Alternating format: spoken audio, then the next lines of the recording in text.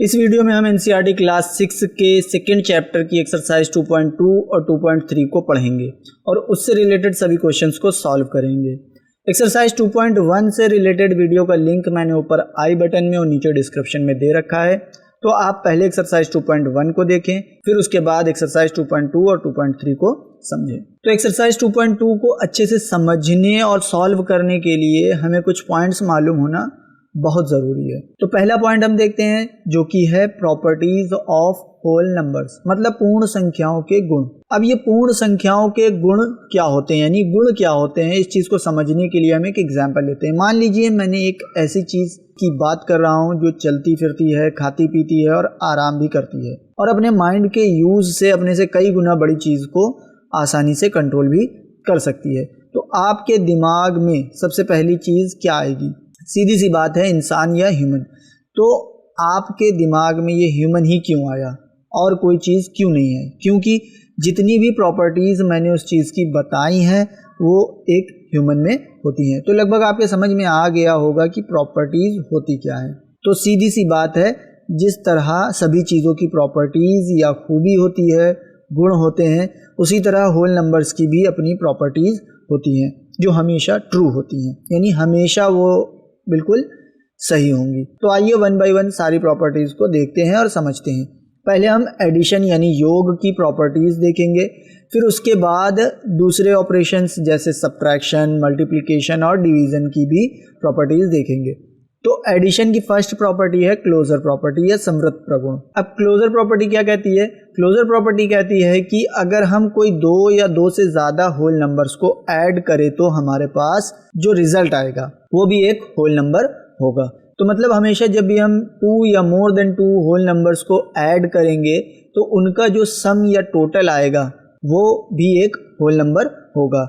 इस बात को हम एग्जाम्पल में अच्छे से समझ सकते हैं, जिसमें मैंने 2 होल नंबर्स को ऐड किया है और उनका सम एक होल नंबर आया है। अब एडिशन की सेकंड प्रॉपर्टी है कम्यूटेटिव प्रॉपर्टी या क्रम विनिमय प्रगुण, जो कहता है कि you can add 2 whole numbers in any order.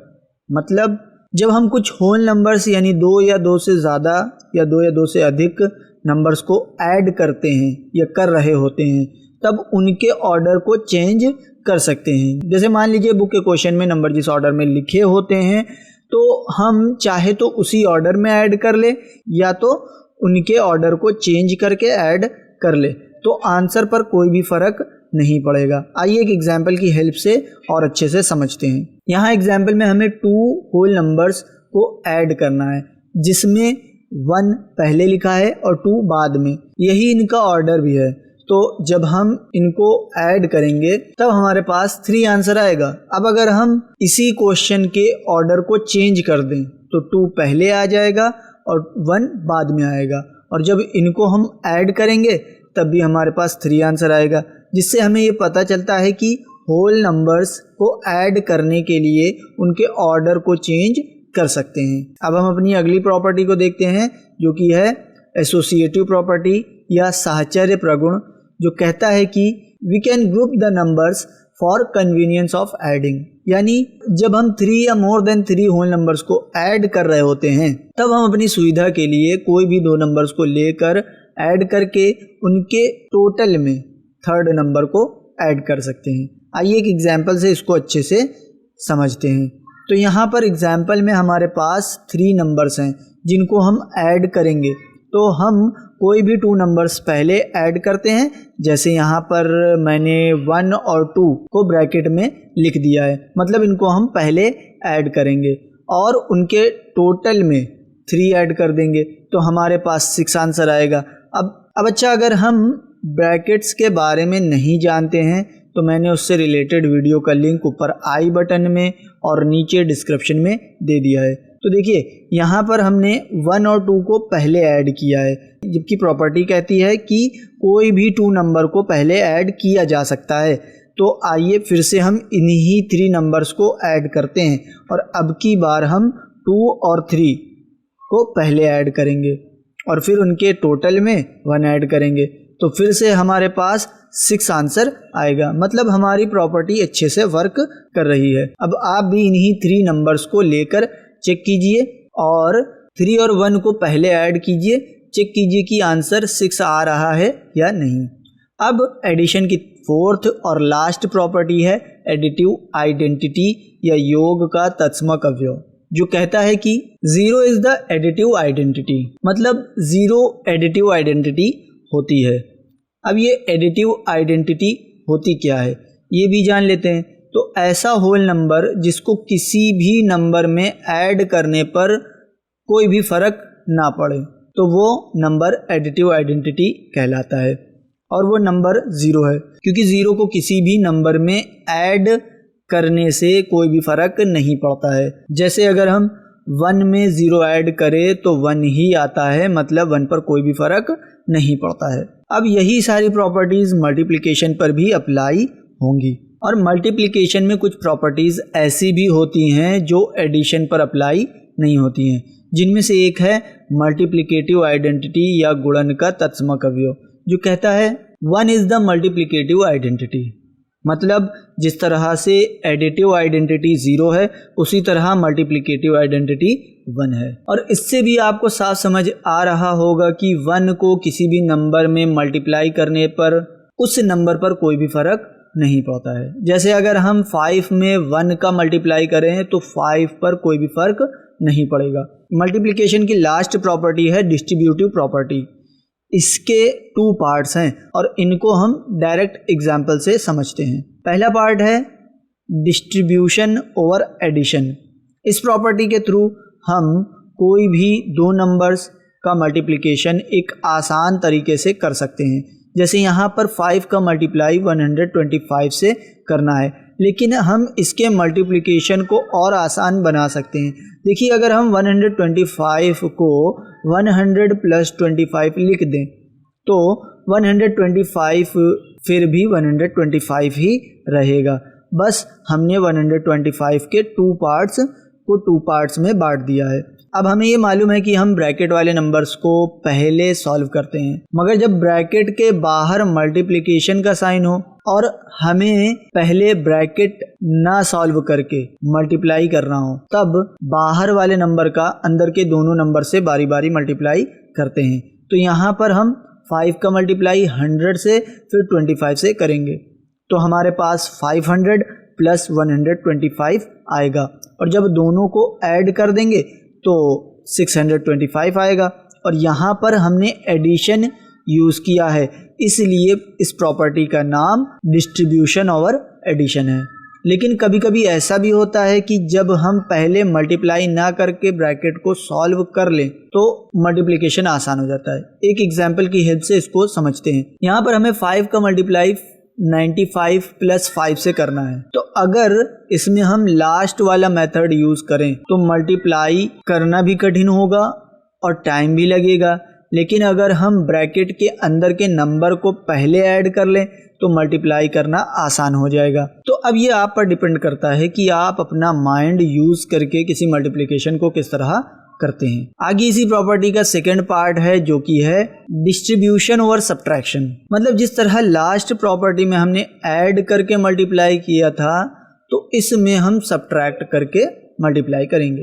Example से इसको भी समझते हैं। तो यहाँ पर इस एग्जाम्पल में अगर हम डायरेक्ट मल्टीप्लाई करें तो काफ़ी टफ होगा, लेकिन अगर हम 95 को 2 पार्ट्स में बांट दें तो हमारे पास आएगा 100 - 5। देखिए, जब भी हम बांटेंगे तो हमें ध्यान रखना है कि ऐसा नंबर आए जिसका मल्टीप्लाई करना आसान हो, तो इसलिए हमने यहाँ पर 100 - 5 लिया है। तो अब हम पहले मल्टीप्लाई कर लेते हैं, फिर सब्ट्रैक्ट करेंगे।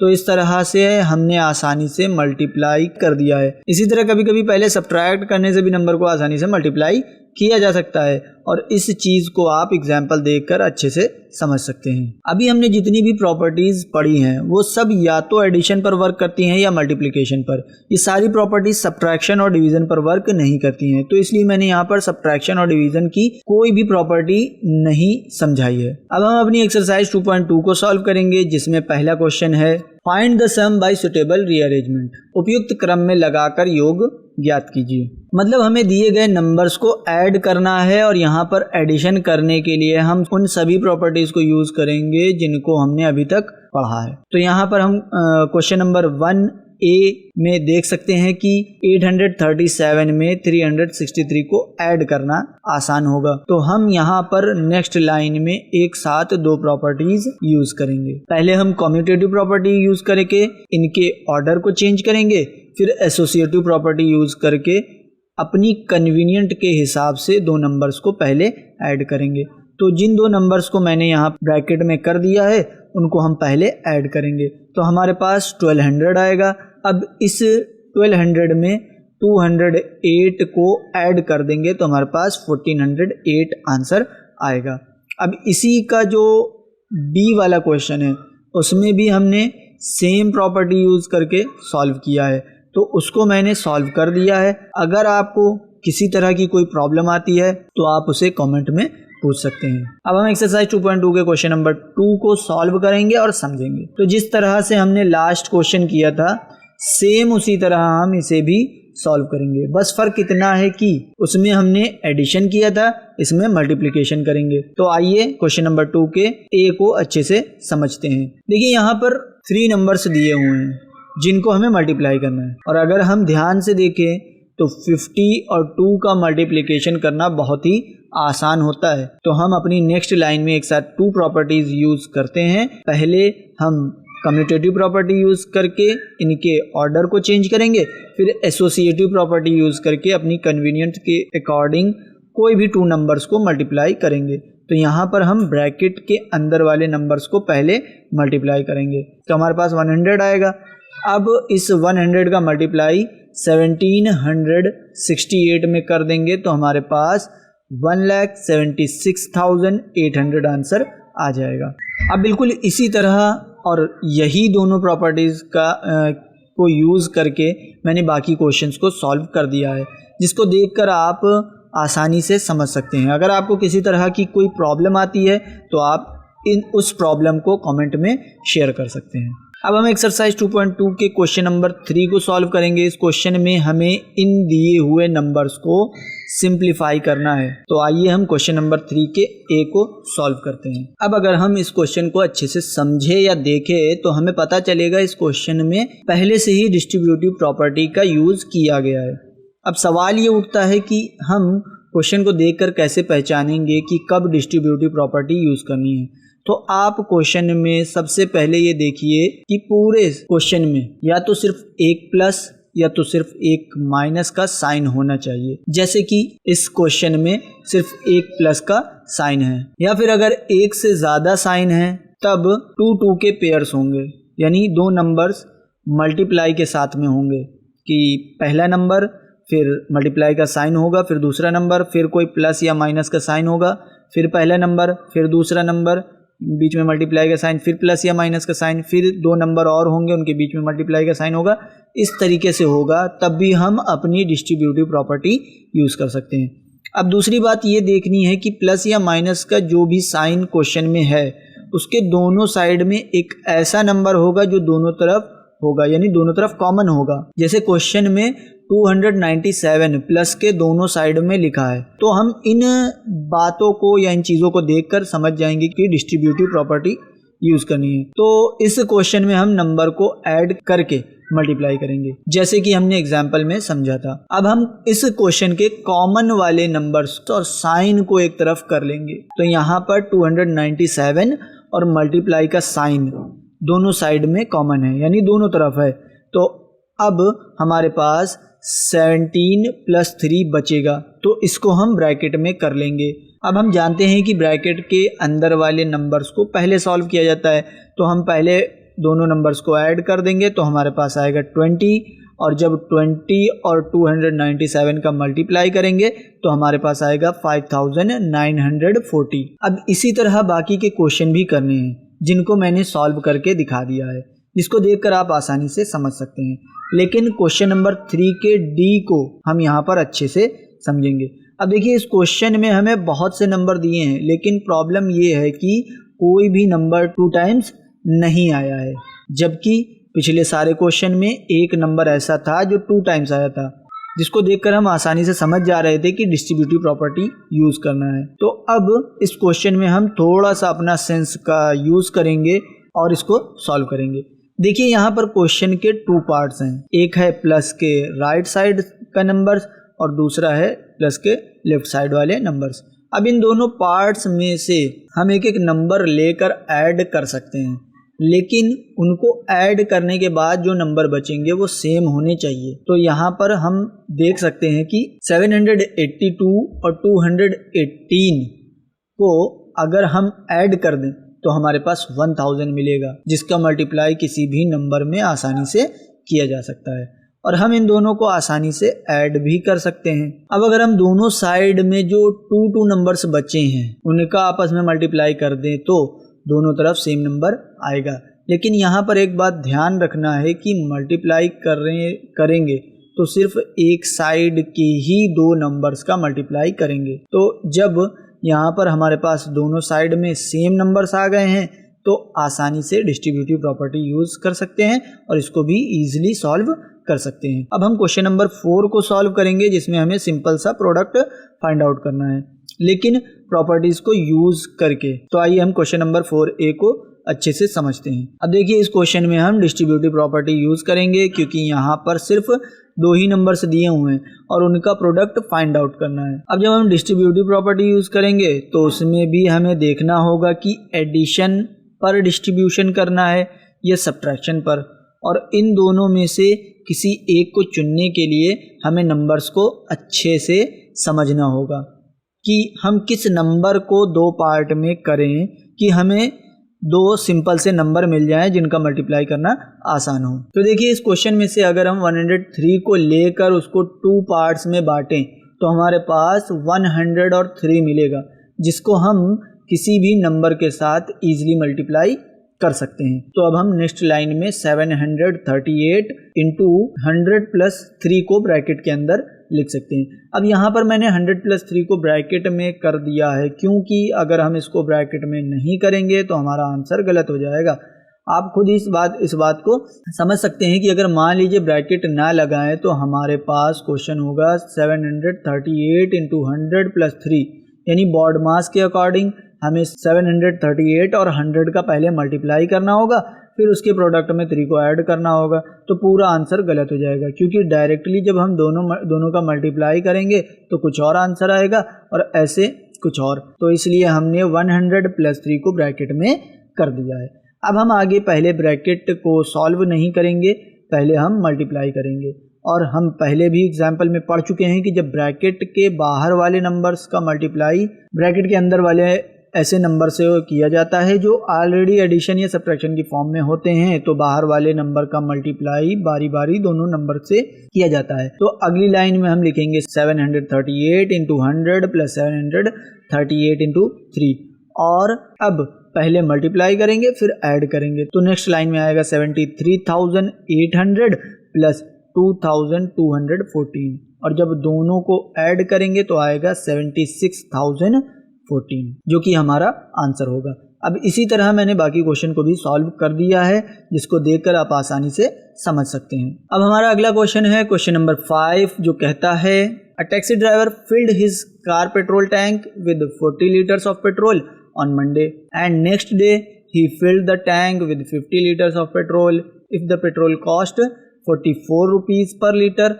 how much did he spend in all on petrol? किसी टैक्सी ड्राइवर ने अपनी गाड़ी की पेट्रोल की टंकी में सोमवार को 40 लीटर पेट्रोल भरवाया, अगले दिन उसने टंकी में 50 लीटर पेट्रोल भरवाया। यदि पेट्रोल का मूल्य 44 रुपये प्रति लीटर था तो उसने पेट्रोल पर कुल कितना व्यय किया, मतलब हमें टोटल खर्च बताना है। सबसे पहले हम 40 लीटर्स पेट्रोल का प्राइस निकालेंगे, फिर 50 लीटर्स पेट्रोल का प्राइस निकालेंगे। यहाँ पर साफ पता चल रहा है कि उसने 2 बार पेट्रोल भरवाया और दोनों ही बार पेट्रोल का सेम प्राइस है। तो 40 लीटर्स पेट्रोल का प्राइस होगा 40 इंटू 44, और ये तो आप जानते ही होंगे कि जब 1 यूनिट का प्राइस देकर ज़्यादा यूनिट का प्राइस पूछता है तब हम 1 यूनिट के प्राइस का मल्टीप्लाई उस चीज़ की क्वांटिटी से कर देते हैं। और यहाँ पर हम प्रोडक्ट नहीं फाइंड आउट करेंगे, इसको ऐसे ही रहने देंगे। अब हम 50 लीटर्स पेट्रोल का प्राइस निकालेंगे, जैसे कि 40 लीटर्स का निकाला था। अब क्वेश्चन में बोल रहा है कि टोटल खर्च बताना है, जिसको हम दोनों खर्चों को ऐड करके निकाल सकते हैं। तो आइए इनको हम ऐड करते हैं। अब हम देख सकते हैं कि इसमें 44 कॉमन है, तो मतलब हम डिस्ट्रीब्यूटिव प्रॉपर्टी यूज़ कर सकते हैं। तो सबसे पहले हम 44 और मल्टीप्लाई के साइन को एक साइड कर लेते हैं और बचे हुए नंबर्स को ऐड कर देंगे। तो हमारे पास आएगा 44 इंटू 90 और इसका प्रोडक्ट होगा 3960, जो कि हमारा आंसर है। अब जो हमारा क्वेश्चन नंबर 6 है वो भी क्वेश्चन नंबर 5 की तरह है, जिसको मैंने सॉल्व कर दिया है। आप देखकर आसानी से समझ जाएंगे। अगर आपको समझने में कोई प्रॉब्लम आती है तो आप मुझे कमेंट के ज़रिए से अपनी प्रॉब्लम शेयर कर सकते हैं। अब हमारा इस एक्सरसाइज का लास्ट क्वेश्चन है क्वेश्चन नंबर 7, जिसमें हमें मैचिंग करना है और मैंने करके दिखा दिया है। आप देखकर आसानी से समझ सकते हैं क्योंकि ये सारी प्रॉपर्टीज़ हम अच्छे से पढ़ चुके हैं। अब हम अपनी अगली एक्सरसाइज 2.3 को सॉल्व करने से पहले कुछ पॉइंट्स को अच्छे से समझते हैं। इस एक्सरसाइज को सॉल्व करने के लिए हमें जिस पॉइंट के या जिन पॉइंट्स के को समझना है वो है पैटर्न इन होल नंबर्स। मतलब हर एक होल नंबर को पैटर्न में रिप्रेजेंट कर सकते हैं, लेकिन 0 और 1 को छोड़कर। जैसे हम सभी होल नंबर्स को एक लाइन में लिख सकते हैं, मतलब हम कोई भी नंबर लेकर उससे एक स्ट्रेट लाइन बना सकते हैं। जैसे यहाँ पर मैंने 2 लिया है और 2 के लिए 2 डॉट्स बना दिए हैं। अब अगर हम इन दोनों डॉट्स को मिला दें तो एक स्ट्रेट लाइन बन जाएगी। इसी तरह हम किसी भी नंबर को लेकर एक स्ट्रेट लाइन बना सकते हैं। अब इसी तरह हम कुछ नंबर्स को एक रेक्टेंगल की शेप में लिख सकते हैं, जैसे 4। अब देखिए 4 से हमें 4 डॉट्स मिलेंगे और उनमें हम आसानी से एक रेक्टेंगुलर शेप बना सकते हैं। इसी तरह कई ऐसे नंबर होते हैं जिनको हम रेक्टेंगुलर शेप में लिख सकते हैं। अब सवाल ये पैदा होता है कि उन नंबर्स को पहचानेंगे कैसे? तो सीधी सी बात है कि सारे कंपोजिट नंबर यानी कि भाज्य संख्याएं, जैसे कि 4, 6, 8, 9, 10 और भी बहुत से नंबर हैं जो कंपोजिट नंबर होते हैं, बल्कि ऐसे अनगिनत नंबर होते हैं, इनफिनाइट नंबर्स होते हैं जो कंपोजिट नंबर्स होते हैं। इन सभी को रेक्टेंगुलर की शेप में लिखा जा सकता है। अगर फिर भी आपको प्राइम नंबर या कंपोजिट नंबर नहीं पता है तो आप उससे रिलेटेड वीडियो का लिंक मैंने ऊपर आई बटन में और नीचे डिस्क्रिप्शन में दे रखा है। आप उस वीडियो को ज़रूर देखें, जिससे आपको ये जो वीडियो आप देख रहे हैं ये और अच्छे से समझ में आए। अब इसी तरह कुछ नंबर्स को हम स्क्वायर के शेप में भी रिप्रेजेंट कर सकते हैं या किया जा सकता है। जैसे यहाँ पर मैंने फिर से 4 लिया है और उसको स्क्वायर की शेप में रिप्रेजेंट किया है। इसी तरह बहुत से नंबर होते हैं जिनको स्क्वायर के शेप में लिखा जा सकता है। अब सवाल ये है कि ऐसे नंबर को कैसे पहचानेंगे? तो ऐसे नंबर को पहचानने के लिए हमारे पास एक फॉर्मूला है n स्क्वायर। अब इस फॉर्मूले में हम n के प्लेस पर कोई भी होल नंबर लिखेंगे तो हमें एक ऐसा नंबर मिलेगा जिसको हम स्क्वायर के शेप में लिख सकते हैं। आइए एक नंबर फाइंड आउट करते हैं। मान लीजिए हम n के प्लेस पर 3 लिख दें तो हमारे पास आएगा 3 स्क्वायर। और स्क्वायर का मतलब होता है कि जिस नंबर पर स्क्वायर लगा है उसी नंबर को 2 टाइम्स लिख करके उसका मल्टीप्लाई कर देना है। यानी हम यहाँ पर 3 का 3 से ही मल्टीप्लाई करेंगे। तो जब हम 3 का 3 से मल्टीप्लाई करेंगे तो हमारे पास 9 आएगा और 9 को हम एक स्क्वायर शेप में लिख सकते हैं, जैसे कि यहाँ पर मैंने लिखकर दिखाया है या बनाकर दिखाया है। अगर आप स्क्वायर या स्क्वायर रूट के बारे में नहीं जानते हैं तो उससे रिलेटेड वीडियो का लिंक मैंने ऊपर आई बटन और नीचे डिस्क्रिप्शन में दे दिया है, या फिर मैं आगे चल के उन वीडियोस के लिंक को डाल दूंगा, तो आप उन वीडियोस को भी देख लें, जिससे कि ये वीडियो आपको और अच्छे से समझ में आए। और इसी तरह अगर आपको शेप्स के बारे में नहीं पता है तो जितनी भी शेप्स हैं जैसे रेक्टेंगल, ट्रायंगल, इनके बारे में थोड़ी बहुत जानकारी वाला वीडियो भी मैंने बनाया है, जिसका लिंक मैंने ऊपर आई बटन में और नीचे डिस्क्रिप्शन में दे रखा है, आप उसको भी देखकर समझें। अब इसी तरह हम कुछ नंबर्स को ट्रायंगल के शेप में रिप्रेजेंट कर सकते हैं, जैसे 3 को मैंने यहाँ पर रिप्रेजेंट करके दिखाया है। इसी तरह बहुत सारे नंबर होते हैं जिनको ट्रायंगल के शेप में रिप्रेजेंट किया जा सकता है। अब बात फिर वही आती है कि हम इस तरह के सारे नंबर्स को कैसे फाइंड करेंगे। तो उसके लिए भी मैंने एक फॉर्मूला बनाया है जिसकी हेल्प से आप ऐसे नंबर्स को फाइंड कर सकते हैं। जैसे हमने पिछले स्टेप में किया था, ठीक उसी तरह इसमें भी हम एक नंबर फाइंड करते हैं। अब मान लीजिए हम n के प्लेस पर 3 राइट कर दें तो हमें 6 मिलेगा, और उसको भी एक ट्रायंगल की शेप में लिखा जा सकता है, जैसे कि मैंने यहाँ पर रिप्रेजेंट करके दिखाया है। और ट्रायंगल शेप्स से रिलेटेड वीडियो का लिंक मैंने ऊपर आई बटन और नीचे डिस्क्रिप्शन में दे दिया है, आप उसको भी देख सकते हैं। अब यहाँ पर मैंने एक टेबल बना रखा है जिसमें 2 से लेकर 15 तक के नंबर्स दिए गए हैं। अब इनमें से हम 1 बाय 1 नंबर लेंगे और देखेंगे कि कौन कौन से नंबर्स किन किन शेप में रिप्रेजेंट किए जा सकते हैं। तो यहाँ पर हमारा सबसे पहला नंबर है 2 और हम जानते हैं कि 1 और 0 को छोड़कर सभी नंबर्स को एक लाइन में रिप्रेजेंट किया जा सकता है। तो हम लाइन वाले कॉलम में 2 के सामने यस लिख देंगे। अब हम ये भी जानते हैं कि सारे कंपोजिट नंबर्स को रेक्टेंगल की शेप में रिप्रेजेंट किया जा सकता है, लेकिन 2 एक प्राइम नंबर है, तो इसलिए हम रेक्टेंगल वाले कॉलम में 2 के सामने नो लिख देंगे। इसी तरह स्क्वायर के लिए भी जो भी नंबर हम लेंगे वो 4 या 4 से बड़ा होना चाहिए, तो स्क्वायर वाले कॉलम में हम नो लिख देंगे। और ट्रायंगल के लिए नंबर 3 से बड़ा होना चाहिए, तो ट्रायंगल के कॉलम में भी नो लिख देंगे। अब 3 को देखते हैं। तो सबसे पहले लाइन वाले कॉलम में यस लिखेंगे, रेक्टेंगल और स्क्वायर वाले कॉलम में नो लिखेंगे। और ट्रायंगल के लिए तो अभी हमने पढ़ा ही था कि 3 या उससे बड़ा होना चाहिए, तो यहाँ पर यस लिख देंगे। अब हम 4 लेंगे और लाइन वाले कॉलम में यस लिख देंगे, क्योंकि सभी नंबर्स को एक लाइन में रिप्रेजेंट किया जा सकता है। और रेक्टेंगल और स्क्वायर के लिए भी हमें पता है कि नंबर या तो 4 हो या 4 से बड़ा हो, तो ये तो 4 है, तो इसलिए हम यहाँ पर स्क्वायर और रेक्टेंगल वाले कॉलम में यस लिख देंगे। और ट्रायंगल के लिए अब हम फॉर्मूले का यूज करेंगे और 1 बाय 1 n के प्लेस पर वैल्यू पुट करेंगे और देखेंगे कि 4 आ रहा है या नहीं। अगर आता है तो यस लिखेंगे और अगर नहीं आता है तो नो लिखेंगे। जब हम इनके प्लेस पर 1 लिखेंगे तो 1 आएगा, और जब 2 लिखेंगे तो 3 आएगा, और जब 3 लिखेंगे तो 6 आएगा। मतलब हम 4 से आगे निकल गए और 4 आया ही नहीं, तो इसलिए 4 को ट्रायंगल की शेप में नहीं लिख सकते हैं, तो ट्रायंगल वाले कॉलम में नो लिखेंगे। अब हम 5 लेंगे और सबसे पहले लाइन वाले कॉलम में यस लिखेंगे। और क्यों, ये तो आप जानते ही होंगे। अब रेक्टेंगल वाले कॉलम में नो लिखेंगे, क्योंकि हम जानते हैं कि 5 एक प्राइम नंबर है और रेक्टेंगुलर शेप सिर्फ कंपोजिट नंबर से बनता है। अब स्क्वायर वाले कॉलम के लिए हम फॉर्मूले की हेल्प लेंगे, क्योंकि ये नंबर 4 से बड़ा है, तो जब हम फॉर्मूले में 1 लिखेंगे तो 1 मिलेगा, 2 लिखेंगे तो 4 मिलेगा, 3 लिखेंगे तो 9 मिलेगा, लेकिन 5 नहीं आया।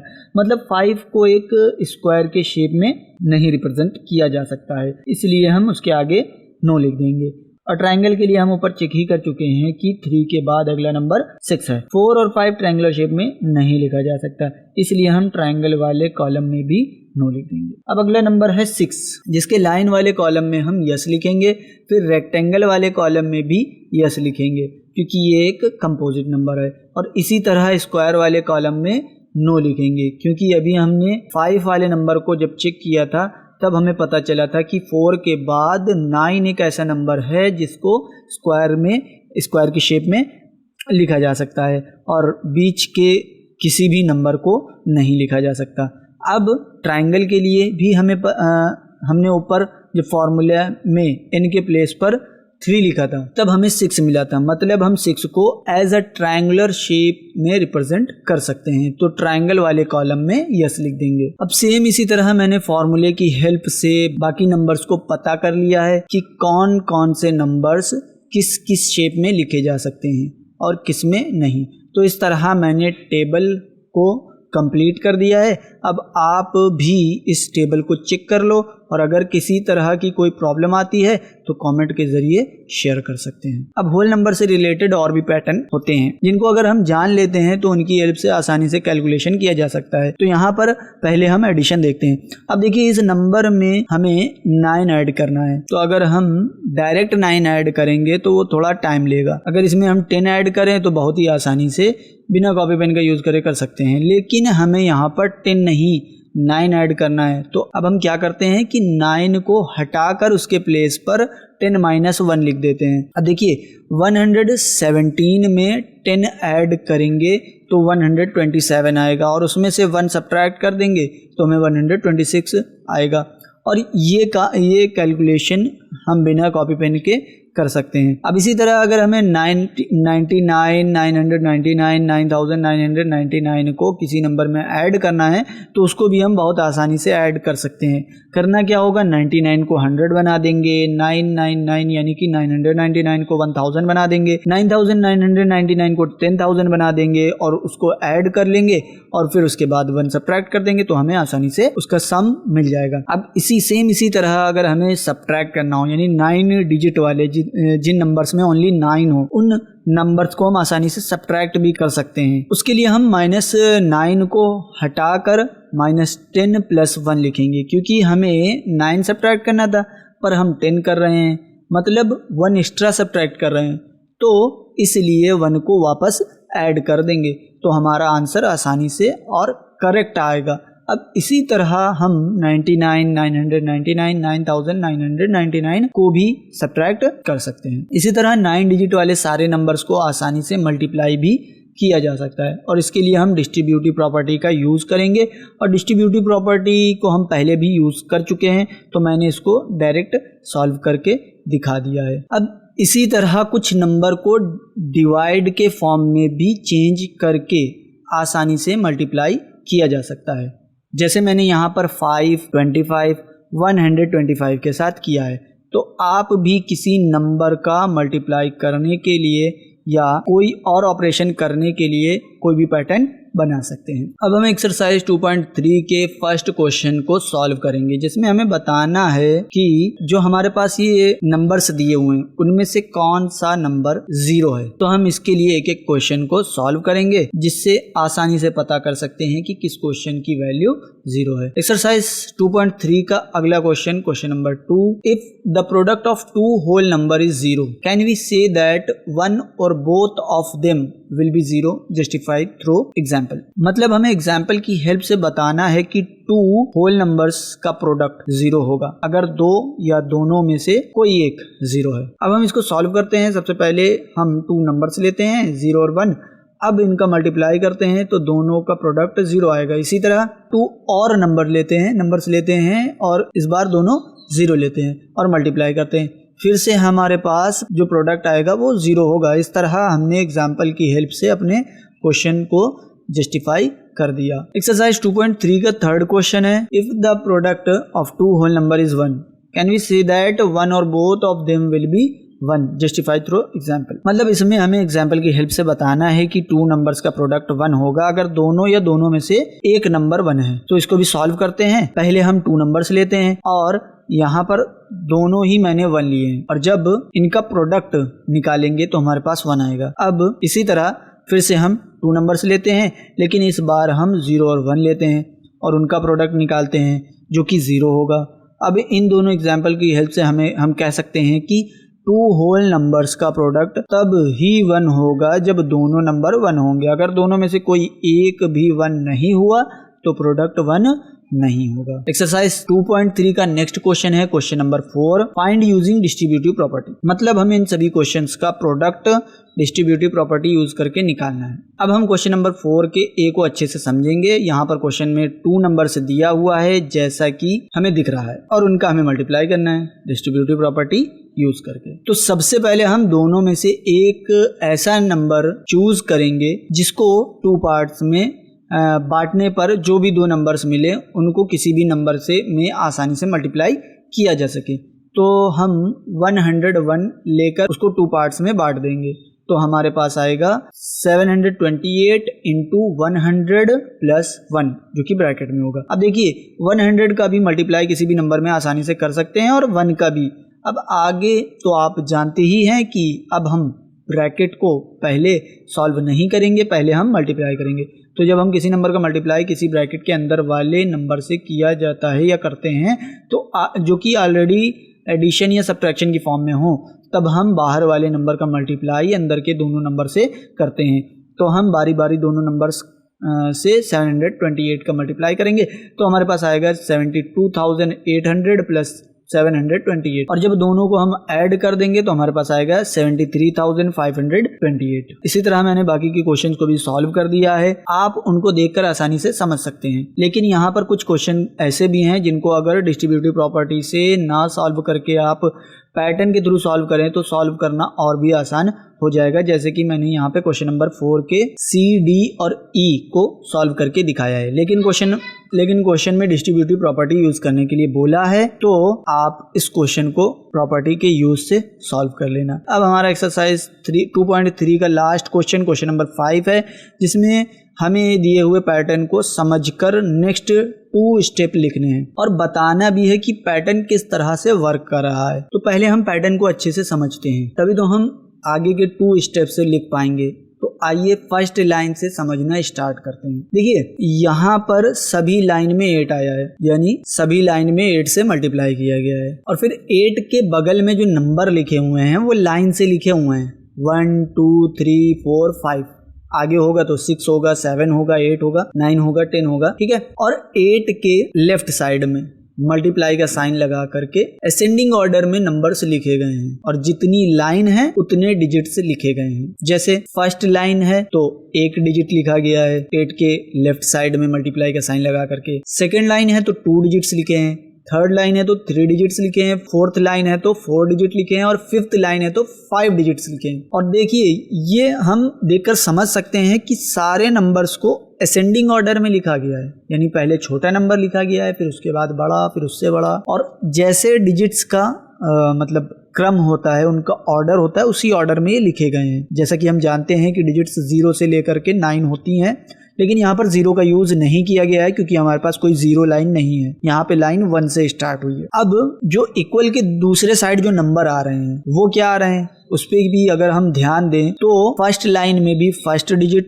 इक्वल के दूसरे साइड, सेकेंड लाइन में 2 डिजिट्स, थर्ड लाइन में 3 डिजिट्स आए हैं, फोर्थ लाइन में 4 डिजिट्स आए हैं, और फिफ्थ लाइन में 5 डिजिट्स आए हैं। मतलब इधर भी जितनी नंबर ऑफ लाइन है उतनी ही नंबर ऑफ डिजिट्स हैं। तो फर्स्ट लाइन में 1 डिजिट है, सेकेंड लाइन में 2, इस तरीके से आए हैं। अब अगर हम इसको भी ध्यान से देखें तो यहाँ पर डिजिट्स को डिसेंडिंग ऑर्डर में लिखा गया है, यानी सबसे पहले बड़ा नंबर लिखा गया है, बड़ी डिजिट लिखी गई है, फिर उसके बाद उससे छोटी, फिर उससे छोटी, आगे जो लाइन आएगी उसी हिसाब से डिजिट भी इंक्रीज होगी। तो अब आपको लगभग पैटर्न समझ में आ गया होगा। तो अब हमारी नेक्स्ट लाइन क्या होगी, नेक्स्ट लाइन होगी 6th और 7th लाइन। तो यहाँ पर हमने पहले तो जैसे यहाँ पर लिखे हुए हैं लाइन से 8 लिखा हुआ है, तो पहले हम 8 लिख लेंगे, ठीक है। 2 बार हमने 8 लिख लिया, और ये 6th लाइन है और 7th लाइन है, तो 6th लाइन में 6 डिजिट होंगे, तो हम 8 से पहले यानी लेफ्ट साइड में 6 डिजिट लिखेंगे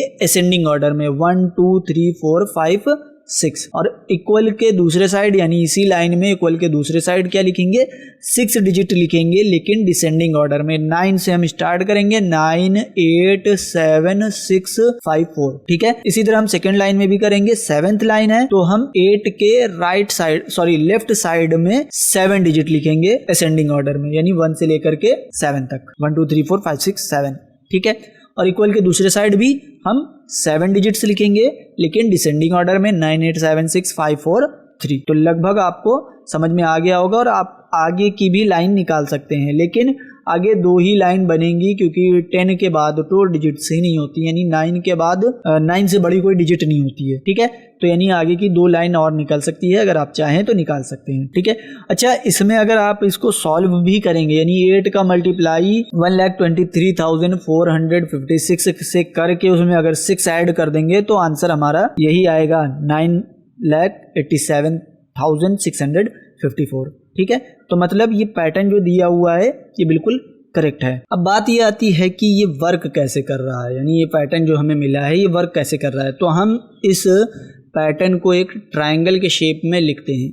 इस ट्रायंगुलर शेप की हेल्प से हम इस पैटर्न को और अच्छे से समझ सकते हैं, यानी आसानी से देखकर समझ सकते हैं।